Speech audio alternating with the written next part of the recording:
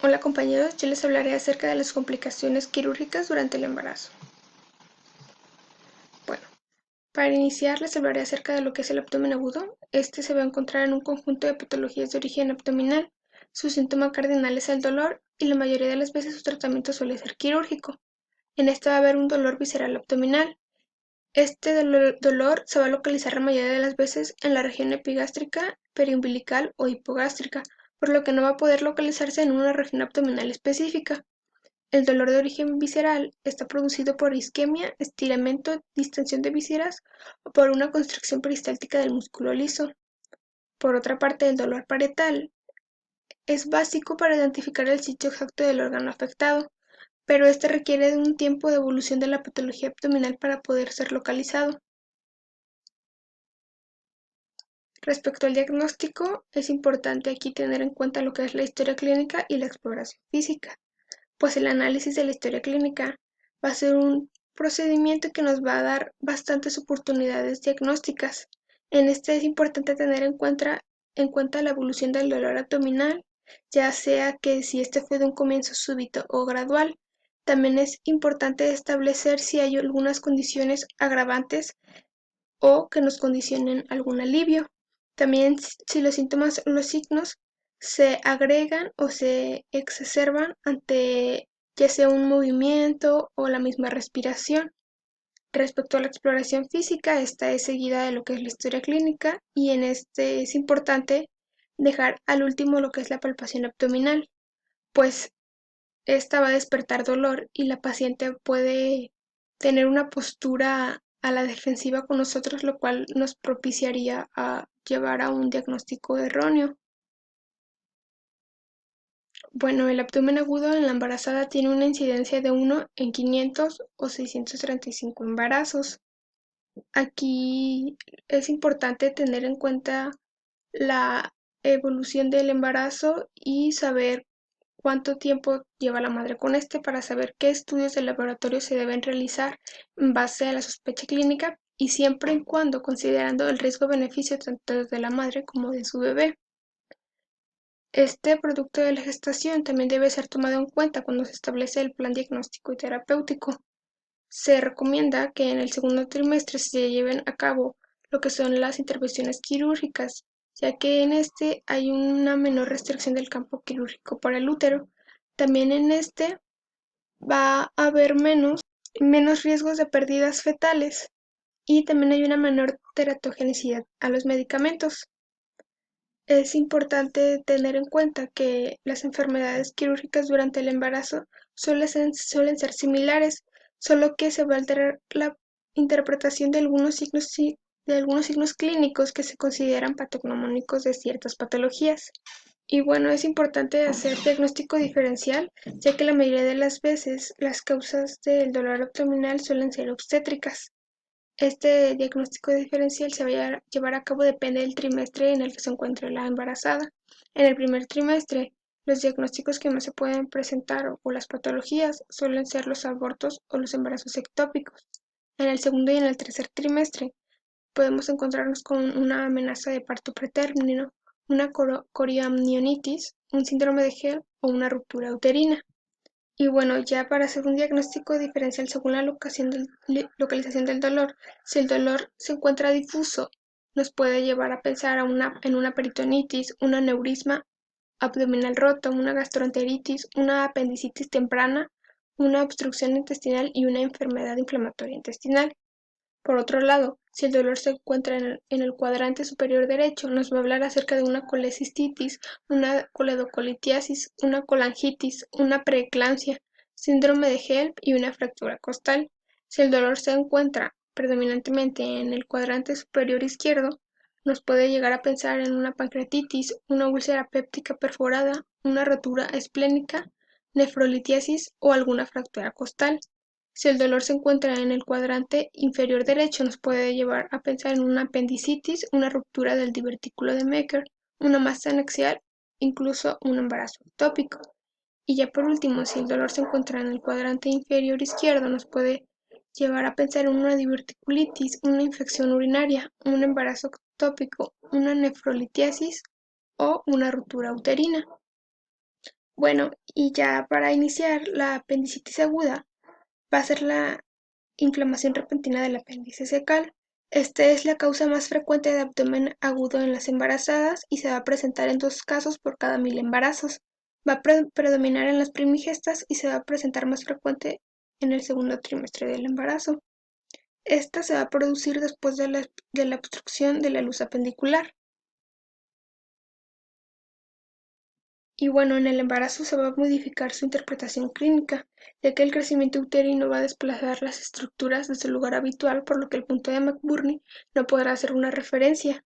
Sin embargo, va a haber el signo de Bryan positivo, que se va a presentar cuando la movilización del útero hacia la derecha va a despertar el dolor o se va a exacerbar.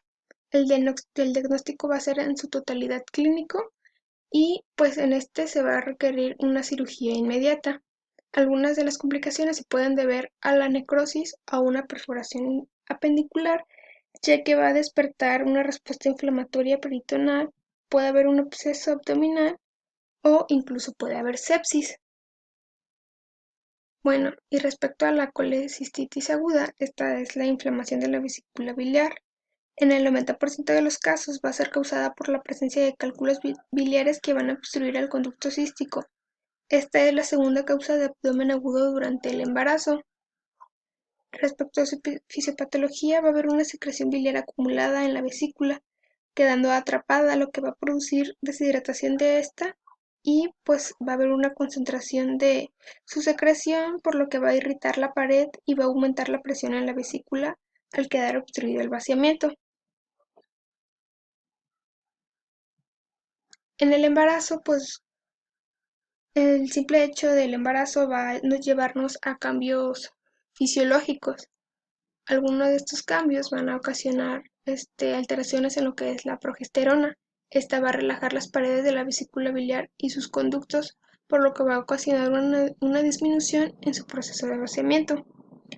Por otra parte, los estrógenos aumentan la concentración de colesterol en las secreciones biliares, promoviendo así la formación de litos. Los signos y síntomas van a ser los mismos que en las pacientes no, por lo que va a haber dolor abdominal localizado al epigastrio irradiado al hipocondrio derecho o al hemitórax del mismo lado, incluso a la región dorsolumbar. También va a haber náuseas, vómitos, fiebre y rara vez va a haber ictericia conjuntival.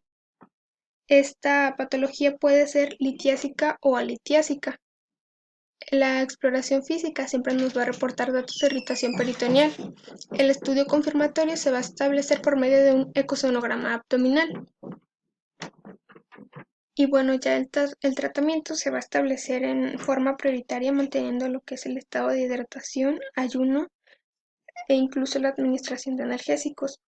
En el tercer trimestre el manejo va a ser conservador y se va a posponer la cirugía para el puerperio. En lo que es el segundo trimestre se van a valorar los riesgos y se va a someter a cirugía a la paciente si se define como un proceso evolutivo agudo ante la posibilidad de una complicación grave, ya sea como una coledocolitiasis o una pancreatitis aguda. En el primer trimestre el manejo también va a ser conservador y se va a valorar el tratamiento quirúrgico en el segundo trimestre. Como les mencioné que en ese trimestre hay menos complicaciones, por así decirlo. En caso de que se requiera una cirugía en la forma oportuna, se desarrollan las técnicas quirúrgicas más benéficas que le proporcionan tanto al madre como al producto. En caso de que la patología sea severa, puede no realizarse la extirpación de la vesícula y solo de dejarse una sonda en el interior de la vesícula, conocida como colecistostomía, dejando la cirugía para después del embarazo. Bueno, y otras de las complicaciones quirúrgicas que se pueden presentar es una obstrucción intestinal. Este es un bloqueo parcial o total de un asa o segmento del intestino que va a impedir el paso de su contenido. Puede provocar hilio mecánico ya sea por causas internas o externas. Este se va a presentar en el curso del embarazo con una incidencia de un caso por cada 2.500 a 3.500 embarazos. El 44% se va a producir durante el tercer trimestre. Respecto a sus manifestaciones clínicas, vamos a encontrarlos con dolor abdominal en su inicio tipo cólico, con una peristalsis de lucha en etapas iniciales, una distensión abdominal, constipación y o obstipación. ausencia de ruidos intestinales, dolor difuso, vómito que tiene características de líquido intestinal incluso con olor fecaloide y pues también una distensión abdominal.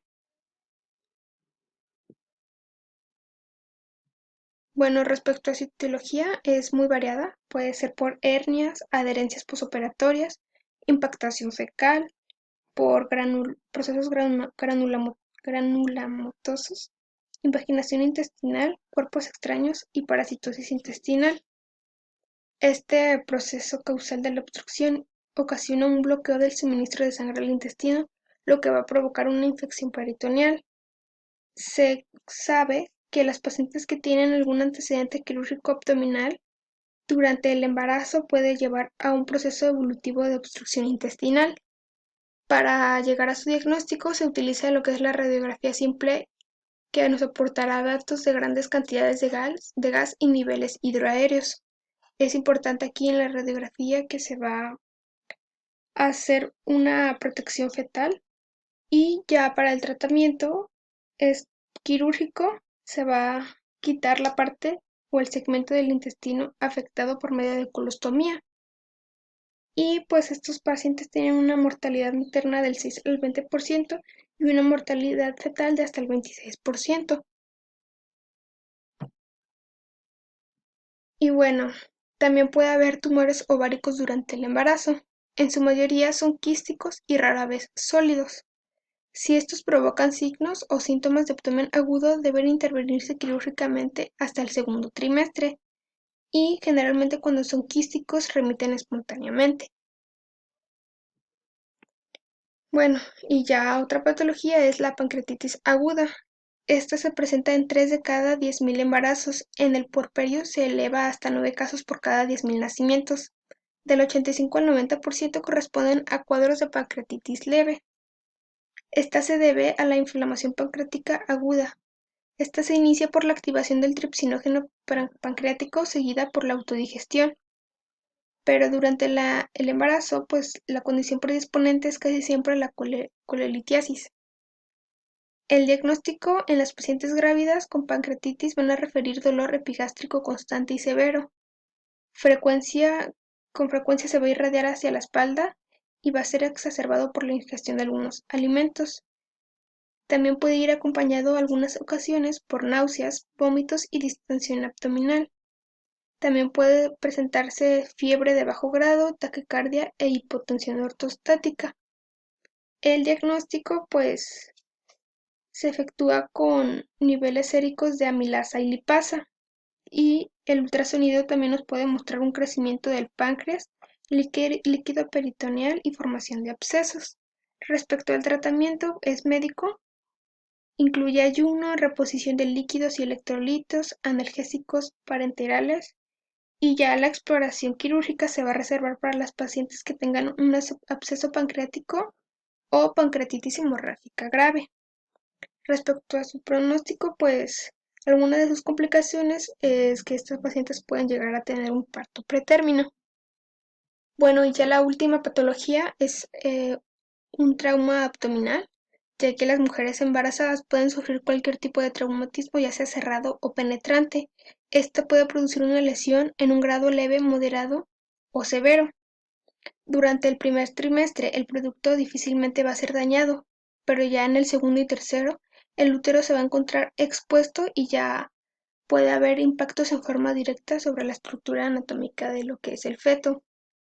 Respecto a su evaluación, diagnóstico y tratamiento, pues hay que tener unas vías aéreas permeables, una respiración adecuada, restablecer lo más rápido posible el volumen circulante perdido, una evaluación neurológica, establecer también la etapa de la gestación, solicitar estudios radiológicos, vigilar la actividad uterina o el desprendimiento placentario, vigilar la presencia de sangrado transvaginal, realizar monitoreo to- tococardiográfico fetal, investigar siempre si es RH negativo, valorar signos de sufrimiento fetal, establecer una terapéutica específica, y esto es muy importante. Si la paciente presenta paro cardíaco y no se restablece dentro de los 4 minutos siguientes, se debe practicar una cesárea si el producto tiene una edad gestacional ya de viabilidad.